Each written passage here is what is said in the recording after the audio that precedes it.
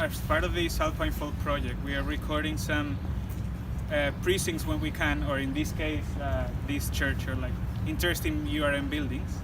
And what we do with the drone is like we fly around the building 360 degrees at different levels, so that we can have like every single angle of the building and have a footage of that building. In this case, this is a Phantom 3 drone with a 4K camera, so it's a high resolution camera.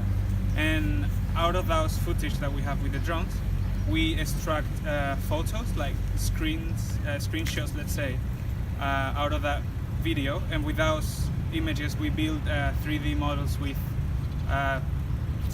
technology called photogrammetry. So that is basically going from pictures to 3D models as a mesh or as a point cloud.